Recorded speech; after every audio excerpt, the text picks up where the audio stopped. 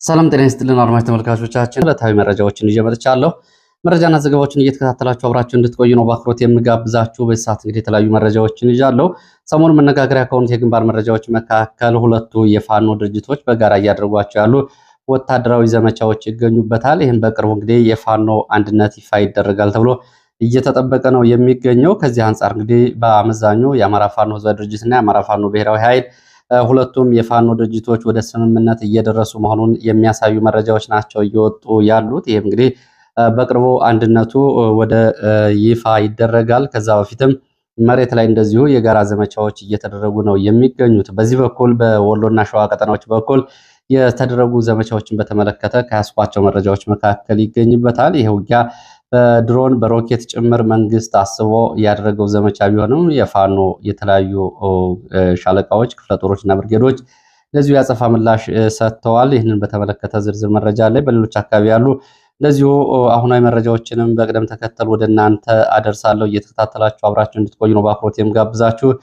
ዛሬ ማለዳ እንደዚሁ በደቡብ ጎንደር ሚካኤል ደብረን ማዕከል አድርጎ በአምስት አቅጣጫ ከተንቀሳቀሱ የመንግስት ኃይል አንጻር ያለውን አሁን ሁኔታ በተመለከተ እንደዚሁ ከቦታው የደረሰኝን ዝርዝር መረጃ አደርሳችኋለሁ። በጠዋቱ መረጃ ጊዜያችን ከአምስት አቅጣጫዎች ከአዲስ ዘመን በሁለት አቅጣጫ፣ ከጎንደር በሁለት አቅጣጫ፣ ከደጎማና እንዲሁ ደግሞ ከአርባያ ወደ ሚካኤል ደብር የእግረኛና የመካናይዝድ ኃይል መንቀሳቀሱን የሚገልጽ መረጃ አድርሻችሁ ነበር። አሁን ሁኔታው ምን ይመስላል የሚለውን የምትጠብቁ አድማጭ ተመልካቾች ካላችሁ አሁን በዚህ ሰዓት ወደ እናንተ አደርሳለሁ። እንደዚህ ደግሞ ሳምንታዊ የውጊያ መረጃዎችም አሉኝ። ያለፉን ሳምንት ቀናትን የተመለከተ አጠቃላይ ውጊያ መረጃዎችንም በአሃዛዊ መረጃዎች ተደገፉ የግንባር መረጃዎችን አድርሳችኋለሁ። እነዚህ ከግንባር ሌሎችም እንደዚሁ የማህበራዊ እንዲሁም ደግሞ ፖለቲካዊ መረጃዎችንም አካትቻለሁ። እየተከታተላችሁ አብራችሁን ቆዩ። እንግዲህ ከደረሱኝ መረጃዎች መካከል አዲስ አበባ አካባቢ የሚያቆዩ ሁለት መረጃዎች አሉ። አንደኛው በስም ዝርዝር ጭምር ባለስልጣናትን በመጥቀስ የደረሰ እና የወጣ ጥቆማ ነው። ከዚህ ጋር በተያያዘ እንደዚሁ እስከ አብይ አህመድ ድረስ ያለው ሁኔታ የተመለከተ መረጃ ነው።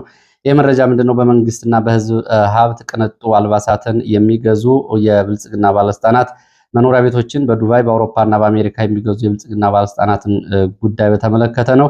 የብልጽግና ባለስልጣናት ሕክምና በሚል ምክንያት እንደዚሁ ወደ አውሮፓና ወደ ዱባይ ወደ አሜሪካ በመሄድ በቅንጡ ሆቴሎችና መዝናኛዎች የሚያወጡትን ወጪ በሕክምና ሰበብ ወጫቸው እንዲሸፈን ይደረጋል። ይህም በውጭ ምንዛሬ ገንዘብ እያወጡ እንደሆነ የሚገልጽ መረጃ ነው።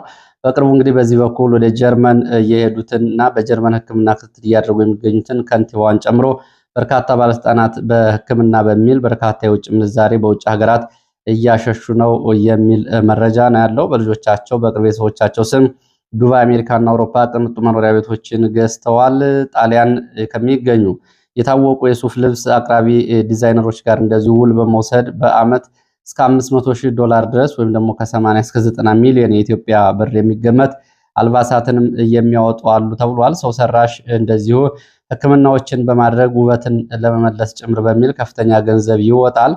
በዚህ እንግዲህ የውጭ ምንዛሬ እንደዚሁ በባለስልጣናት እየባከነ ነው የሚል ነው። በዚህ በኩል እንግዲህ ስማቸው ጎልቶ ከተጠቀሰው መካከል ከቻይናና ከቱርክ ባለሀብቶች ጋር በመመሳጠር እንደዚሁ ከፍተኛ መጠን ያለው የውጭ ምንዛሬ የሚያስወጡ ባለስልጣናት እንደዚሁም ገንዘብ የሚያሸሹ ባለስልጣናት፣ የማዕድን ንግድ ላይ ያሉ ባለስልጣናት በሚል ወታደራዊና የሲቪል ባለስልጣናት አንጻር ስም ዝርዝሮች ጥቆማ ደርሰዋል። ከነዚህ መካከል የቀድሞው የአዲስ አበባ ከንቲባ የነበሩት ጨምሮ የአሁኗ ከንቲባ እንዲሁም ደግሞ ሽመልስ አብዲሳ አብዛኞቹ የኦህዴድ ብልጽግና ባለስልጣናት ናቸው። በዚህ በኩል ስማቸው የተጠቀሰው እነዚህ እንግዲህ በህገወጥ የገንዘብ ወደ ውጭ ማሸሽ ወይም ደግሞ ምንዛሬ ከማሸሽ ባሻገር በማዕድን ንግድም እንዲሁም ደግሞ በሀገር ውስጥ በሞል በገበያ ማዕከላት ግንባታና በባለሀብቶች ጋር እንደዚሁ ከውጭ ባለሀብቶች ጋር በፋብሪካ ግንባታዎችም እንደዚሁ እየተሳተፉ ነው የሚሉ መረጃዎች ነው።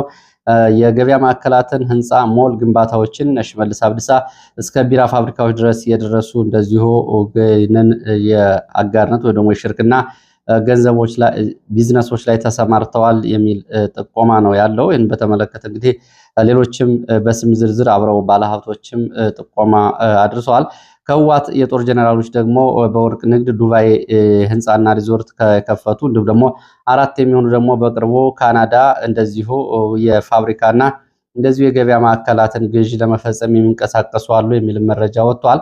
አብይ አህመድ አንዳንድ ሚኒስትሮችን በዚህ በኩል እንደዚሁ ለማስጠንቀቅ ሞክሯል። መረጃው አለኝ በሚል እንደዚሁ ንግግር ማድረጉን የገለጹት የመረጃ ምንጮች አብይ አህመድ ከኦሮሞ ባለሀብቶችና እንዲሁም ደግሞ ከአማራ ባለሀብቶች እሱን ከሚቀርቡት ጋር በመሆን ሰዎችን መድብላችኋለሁ እናንተን አላሰራ ያሉ ገበያ ውስጥ ያሉ ባለስልጣናትና የፋይናንሶቻቸውን የሚያንቀሳቅሷቸውን ገንዘቦችና የንግድ ድርጅቶች እነዚህን አጣሩልኝ በሚል ለሁለት ባለሀብቶች ይህንን መናገሩንም ጥቆማ አድራሹ ገልጸዋል። እንግዲህ በተመለከተ አሁን ያለው አጠቃላይ ሁኔታ ሲታይ ጸረ ሙስና የሚባለውም ወታደራዊ ባለስልጣናትም እንዲሁም ደግሞ የሲቪል ባለስልጣናትም በዚህ በኩል ነው የሚገኙት። ከመከላከያ ጀነራሎች የወርቅ ንግድ እየተሰማሩም እንደዚሁ የህንፃ ግንባታ ያሉ ከአዳነች አቤቤ ጋር እንደዚሁ በተደጋጋሚ ከመሬት እየተቀበሉ በተለይ ለሚኩራና ቦሌ ክፍለ ከተማ መሬት የሚሸጡ ጀነራሎችም ስማቸው እንደዚሁ ተያይዞ ተጠቅሷል። ከዚህ ጋር በተያያዘ እንግዲህ ወደፊት በዝርዝር የሚመጡ ነው። ምናልባት በዚህ በኩል እንግዲህ በነጋዴዎች ስም ዝርዝሮችን ይፋ ላለማድረግ ነጋዴዎች ምናልባት አብሮ ስማቸው የተነሳ ካሉ እሱን የማጥራት ጉዳይ ይሆናል።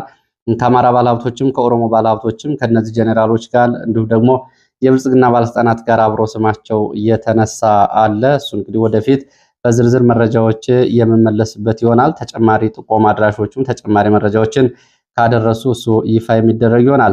ሌላው ከአዲስ አበባ የደረሰ መረጃ ምንድን ነው? ይህም እንግዲህ በቀጥታ የመጣ መረጃ ነው። በአዲስ አበባ ከተማ አስተዳደር የመሬት ጉዳይን በተመለከተ የካርታ ስራ በሁሉም ክፍለ ከተሞች ቆሟል የሚል መረጃ ነው። ምናልባት አዲስ አበባ ያላችሁ አድማጭ ተመልካቾች ይህን ጉዳይ ልታጣሩ ተጨማሪ መረጃዎችን ልታደርሱ ትችላላችሁ። ጉዳዩ ፖለቲካዊ መልክ እንዳለው ነው የመረጃ ምንጮቹ የሚገልጹት።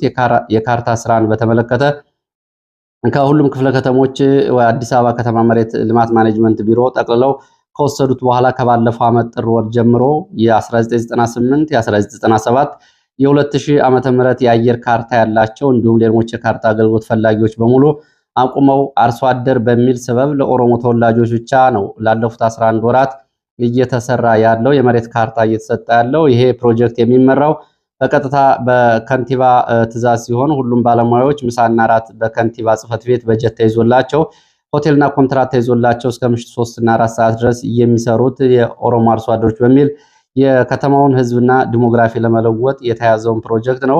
በኮሪደር ልማት ስም በተጠና ሁኔታ ካፈናቀሏቸው በመቶ ሺዎች ከሚቆጠሩ የአማራ ተወላጆችና ሌሎች ብሔር ተወላጆች ኢትዮጵያውያን ውስጥ 5% ለሚሆኑት ብቻ ነው ትክ የተሰጣቸው። ሌሎቹ ይህም ቢሆን ካርታ አልተሰራላቸውም። ሲጠይቁ የአርሶ አደር ይለቅና ይሰራላችኋል እየተባሉ እየተንገላቱ ነው። በተለይ የ1998 የ1997 የ2003 የካርታ አገልግሎት ፈላጊዎች ከፍተኛ እንግልት ውስጥ እንደሆኑ ይሄ ጥቆማ ያሳያል። ምናልባት በዚህ በኩል ባለሙያዎችም እንዲሁም ደግሞ አገልግሎቱን ፈልጋችሁ ያላገኛችሁ ካላችሁ ተጨማሪ መረጃዎችን ብታደርሱ እንግዲህ በሲቪል ሰርቪስ ተቋማት በሰው ኃይል እንዲሁም ደግሞ በከተማው የአዲስ የኢኮኖሚ መዋቅር ላይ ለመቆጣጠር የሚደረገው ጥረት አንድ አካል እንደሆነ ማሳያ ነው የተባለው። ተጨማሪ መረጃዎች ካሉ ቢደርሱ ወደ እናንተ ይመለሳሉ። ወደ ግንባር መረጃዎች ነው የሚሄደው። ወደ ግንባር መረጃዎች ሲሄድ ወደ ደቡብ ወሎ ምዕራብ ወረዳዎች ሰሞኑን በመግቢያ የሚያስተዋውቋቸውን መረጃ ነው የሚያስከትለው። ደገርን ማዕከል አድርጎ በከላላ ወረዳ የሚገኝ አካባቢ ነው።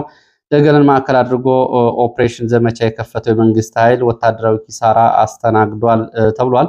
በደቡብ ወሎ ምዕራብ ቀጠናዎች እና በሸዋ አዋሳኝ አካባቢዎች ደገርን ማዕከል አድርጎ ከጃማ ደጎሎ ከከለላ ኃይል ያንቀሳቀሰው የመንግስት ኃይል በፋኖ አንድነት በሁለቱም የፋኖ ዞች በጋራ በተሰጠ ያጸፋ ምላሽ አንድ ወታደራዊ አዛዥን ጨምሮ በርካታ ወታደሮች ሙትና ቁስለኛ መሆናቸውን የደረሰው መረጃ ያሳያል።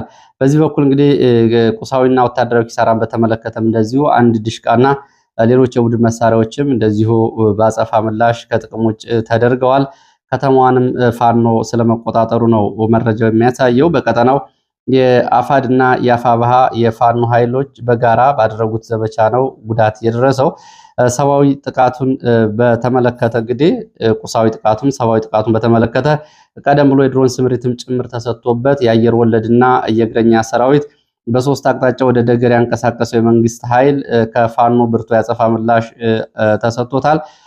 ፋኖም ደገር ከተማን ተቆጣጥሯል። የመንግስት ኃይል በአካባቢው በቡድን መሳሪያ የሚያደርገው ድብደባ አሁንም እንደቀጠለ ነው። ከደገር ከተማ ባሻገር ዳንጉ ተራራ ተብሎ የሚጠራው አካባቢ ደገር፣ ከለላ፣ ጃማ፣ ደራ አዋሳኝ አካባቢዎችም እንደዚሁ ዛሬ ረፋድ 4 ሰዓት የድሮን ቅኝቶች ተደርገዋል።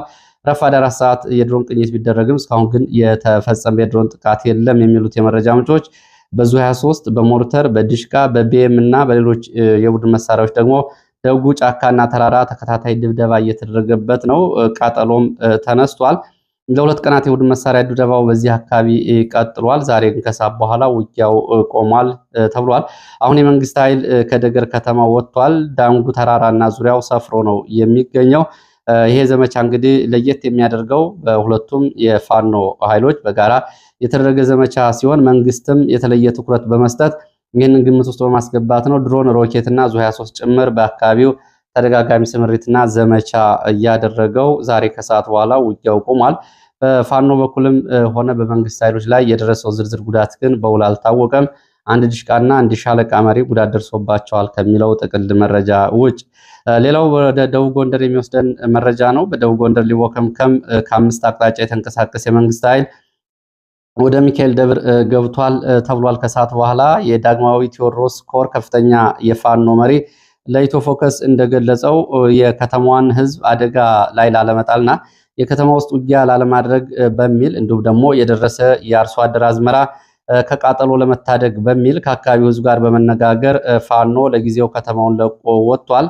ከአዲስ ዘመን በአዲስ ዘመን ዳሬጣ አስታ ግንባር ወደ ሚካኤል ደብር፣ ከአዲስ ዘመን ጣራ ገዳምና አርኖ ገዳም ሚካኤል ደብር አቅጣጫ፣ ከአዲስ ዘመን ከአዘዞ እንዲሁም ደግሞ ከማክሰኝትና ከንፍራንስ ሚካኤል ደብር፣ ከአዘዞ ጠዳ ደጎማ ሚካኤል ደብር አቅጣጫ እንዲሁም ደግሞ ከበለሳ አርባያ ወደ መንቲ ሚካኤል ደብር፣ ከጉኋላ ጣላ ባጅ ሚካኤል ደብር አቅጣጫ ነው የመንግስት ኃይል እየተንቀሳቀሰው።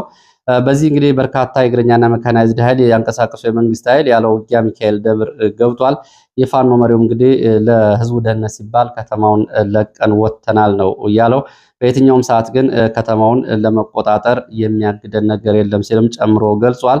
ወደ ወንበርማ ምዕራብ ጎጃም ስንሄድ ወንበርማ ሽንዲ፣ ከሽንዲ ከተማ ለዘመቻ ስምሪት በእንቅስቃሴ ላይ በነበረ የመንግስት ወታደሮች ላይ ድንገተኛ ጥቃት ተፈጽሟል። ከሽንዲ ወደ ኮኪ ተብሎ ወደሚጠራው አካባቢ ስምሪት ወስዶ ቢንቀሳቀስ በነበረ የመንግስት እግረኛ ኃይል ላይ ነው ረፋድ ላይ ድንገተኛ ጥቃት የተፈጸመው። በዚህ በተፈጸመው ጥቃት የደረሰው ጉዳት አልታወቀም። ሆኖም የመንግስት ወታደሮች ከጥቃቱ በኋላ በርካቶቹ ወደ በቆሎ ማሳ ስለመበተናቸው ነው የተገለጸው።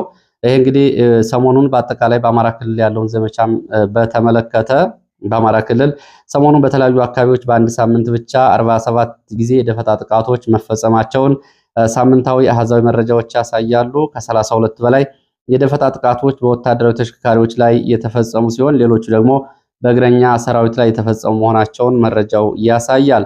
ዛሬ ሌሊት በአቸፈር ጭምባ የተፈጸመውን የሌሊት የካምፕ ድንገተኛ ጥቃት ጨምሮ በአንድ ሳምንት ብቻ ከ21 በላይ የካምፖች ምሽጎችና የኬላ ጥበቃ ቦታዎች ላይ እንደዚሁ ድንገተኛ ጥቃቶች ተፈጽመዋል። 4 የፖሊስ ጣቢያና የመከላከያ ጊዜያዊ ማዘዣ ካምፖች ላይ እንደዚሁ ጥቃቶች ተፈጽመዋል። የእንግዲህ ሳምንታዊ መረጃው ነው። ጥቃቶቹ በሞርተር፣ በዲሽቃ፣ በነፍስ ወከፍ መሳሪያ፣ በፈንጅና በቦምብ ጭምር የተፈጸሙ መሆናቸው ነው መረጃዎቹ የሚያሳዩት። በሳምንቱ እንደዚሁ 3 የሻለቃ መሪዎች በመንግስት ወታደሮች በኩል በውጊያዎች ስለመገደላቸውና ሌሎች በቁጥር ያልታወቁ ባሌላ ማድረግ እና እንዲሁም ደግሞ የመንግስት ኃይሎች አባላት ሙትና ቁስለኛ ሲሆኑ በፋኖ በኩልም እንደዚሁ በደንቢያ አካባቢ የፋኖ የዘመቻ መሪ ጨምሮ እንደዚሁ ቁጥራቸው ያልታወቁ የፋኖ አባላት ላይም ጉዳት ደርሷል። እንግዲህ በሳምንቱ ውስጥ በመንግስት ኃይል በኩል የተደረጉ ዘመቻዎችን እየተመለከተው ደግሞ መረጃ የሚያሳየው ባለፈው ሳምንት የተደረጉ ዘመቻዎች ይሄ እንግዲህ ወደ ኋላ ከጥቅምት 1 ጀምሮ ያለውን አጠቃላይም የሚገልጽ ነው። ከ3 4ኛ የሚሆኑ ዘመቻዎች የሌሊት ዘመቻዎች ናቸው የተደረጉት። እነዚህ የሌሊት ዘመቻዎች እንግዲህ የኩታ ገጠምም የተባሉ ዘመቻዎችን ያካትታል። ከነዚህ ጋር በተያያዘ እንግዲህ እነዚህ ዘመቻዎች የሌሊት ዘመቻዎችን በተለይ በመምራት መረጃ በመስጠት መንገድ በማሳየት የፋኖን ካምፖችና የፋኖን ይዞታዎች እንዲሁ ልዩ ዝርዝር መረጃዎችን በመስጠት በኩል የአካባቢው ሚሊሻዎች ከአካባቢው ሚሊሻዎች ደግሞ እኩል እጅ የሰጡ የቀድሞ የፋኖ አባላት ይገኙበታል። የሌሊት ዘመቻዎች እና ስምሪቶች የተሰጡት በዚህ ነው። እንግዲህ ሁለት አይነት ዘመቻዎችን ነው የመንግስት ኃይል ተግባራዊ እያደረገ የሚገኘው። አንደኛው ስልታዊ ጥቃት የተባለው በአየር ኃይል ወይም ደግሞ በሰው አልባ አውሮፕላን ድሮን የሚፈጸመው ጥቃት ሲሆን፣ ሌላው ደግሞ የሽምቅ ጥቃት የሚባለው ደግሞ በሌሊት የሚደረገው ዘመቻ ነው። እንግዲህ የሳምንቱ ዘመቻዎች ሲታዩ 3/4 የሚሆኑት በሌሊት የተደረጉ ዘመቻዎች ናቸው። የመንግስት ኃይል በሌሊት ዘመቻዎችን ለማድረግ እንግዲህ ሁኔታዎቹ እንዴት ፈቀዱለት የሚለው አብሮ በፋኖ ትግል ውስጥ ሊገመገም የሚገባው ጉዳይ ነው። ወደ ግንባር መረጃዎች እመለሳለሁ። በመሃል አንድ የጤና መረጃ ላድርስ። የኢትዮጵያ ሕብረተሰብ ጤና ኢንስቲትዩት ወይም ደግሞ ተቋም ይፋ ባደረገው ጥናት የኤችአይቪ ስርጭት በኢትዮጵያ በእጅጉ እየጨመረ መሆኑን ነው የገለጸው። በተለይ በአዲስ አበባ ጥናት ተደርጓል። በአጠቃላይ በኢትዮጵያ ከ600 ሺህ በላይ ሰዎች ከቫይረሱ ጋር ይኖራሉ ሲል ተቋሙ የሕብረተሰብ ጤና ኢንስቲትዩት ወይም ደግሞ ተቋሙ በአዲስ አበባ ከአገሪቱ አጠቃላይ የስርጭት መጠን በእጅጉ የጨመረ ነው ብሏል። 3% በላይ ሆኗል በአዲስ አበባ ያለው ስርጭት። ይህም እንግዲህ ከሀገር አቀፉ ስርጭት ጋር ሲተያይ በ3 እጥፍ ጨምሯል። አገር አቀፉ ስርጭት ወደ 1% በታች ሲሆን በአዲስ አበባ ግን 3% በላይ ነው። ይህ እንግዲህ አሳሳቢ እንደሆነ የተገለጸው። ከዚህ ጋር በተያያዘ እንግዲህ በትናንትናው ዕለት እንደዚሁ በትግራይ ጤና ቢሮ የወጣ መረጃም በትግራይ ከጦርነቱ በኋላ የቫይረስ ስርጭት ጨምሯል። ይሄ እንግዲህ በተለይ ወደ አማራ ክልል ሲመጣ ደግሞ አሁን አክቲቭ ወይም ደግሞ አፍላ ውጊያ እየተደረገ ባለበት እና 2/3 ዓመቱን በያዘው በዚህ በርካታ ወታደሮች እንግዲህ በሚሊዮን የሚቆጠር ሰራዊት በመከላከያም በአድማ ብተናም በሚሊሻም እንዲሁም ደግሞ ሰላም አስከባሪ እየተባለ በሚንቀሳቀስበት በዚህ ቀጠና ያለውን አስገድዶ መድፈርና ጾታዊ ጥቃት ቢቢሲ ባለፈው ባወጣው ዘገባ ነው። ከዚህ ጋር በተያያዘ በትይዩ የኤችአይቪ ስርጭት እንዲሁም ደግሞ እንግዲህ በተለይ ወታደሮች ባሉባቸው አካባቢዎች ላይ በእጅጉ እንደጨመረ ነው የሚገለጸው። ምናልባት ከአማራ ክልል ጤና ቢሮ ይህን ጉዳይ እየተመለከተ መረጃ የሚመጣ ከሆነ ወደ እናንተ የሚደርስ ይሆናል። ባለፈው ግን በተደረገ ጥናት ግን እጅግ አሳሳቢ ደረጃ ላይ ደርሷል። ያውም ደግሞ እድሜያቸው ያልደረሱ ታዳጊዎችን ጨምሮ የቫይረሱ ስርጭት አሳሳቢ ደረጃ ላይ ደርሷል። ይህ እንግዲህ በተለይ የብልጽግና ባለስልጣናት ልጃገረዶችን ለወታደራዊ ጀኔራሎች በማቅረብ እንዲሁም ደግሞ አስገድዶ መድፈርን ጨምሮ ያለው ጾታዊ ጥቃትና ተላላፊ በሽታዎች አሳሳቢ ናቸው። አዲስ አበባ የተደረገው ጥናት በተመለከተ እንግዲህ በእድሜ ደረጃ ሲታይ ከ0 እስከ 14 ዓመት ያሉ ህፃናት 16 በመቶ በምርመራው ይሄ እንግዲህ 3 በመቶ የሚለው ሲተነተን እንዲሁም ደግሞ ከ15 ዓመት እስከ 24 በመቶ ከ15 ዓመት እስከ 24 ዓመት ያሉ ደግሞ 34 በመቶ ተጠቂ ሆነዋል። ከ25 ዓመት በላይ ያሉ ደግሞ 51 በመቶ ተጠቂ መሆናቸውን ነው ይሄ የሚያሳየው። ወደ ሌሎች መረጃዎች ስመለስ ወደ ግንባር የሚመልሰን መረጃን ማስከትለው በደቡብ ጎንደር ታችጋይንት በተለያዩ አቅጣጫዎች እንደዚሁ ከፍተኛ የተባለ ዘመቻ እንቅስቃሴ አለ። ከደቡብ ወሎና ሰሜን ወሎ አካባቢዎችም ጭምር ማዕከል ያደረገ ዘመቻ ነው ያለው ተብሏል። የዶዳ ተብሎ ወደሚጠራው ማዕከል ይህንን ማዕከል ያደረገ የዘመቻ እንቅስቃሴ እና በዚህ ላይ ያነጣጠረ ወታደራዊ ስምሪት አለ። ይህንን ማዕከል አድርጎ ከሰሜን ወሎ ዳውንት ኩርባ፣ ከደቡብ ጎንደር ሰዴ ሙጃ ወደ ጨፋ፣ ከደቡብ ወሎ ምዕራብ ወረዳዎች መቅደላ፣ ኮሬብ አቅጣጫ እነዚህ 3 ትልልቅ ወንዞችን በሽሎን ሾደብንና ዥጣ ወንዞችን ያቋረጠ ዘመቻ ነው እቅድ ይዞ እንቅስቃሴ ያለው። ትላንትና እንግዲህ ከውጊያዎች በኋላ ወደ ዳውንት የመንግስት ኃይል ስለመግባቱ ነው መረጃዎቹ የሚያሳዩ።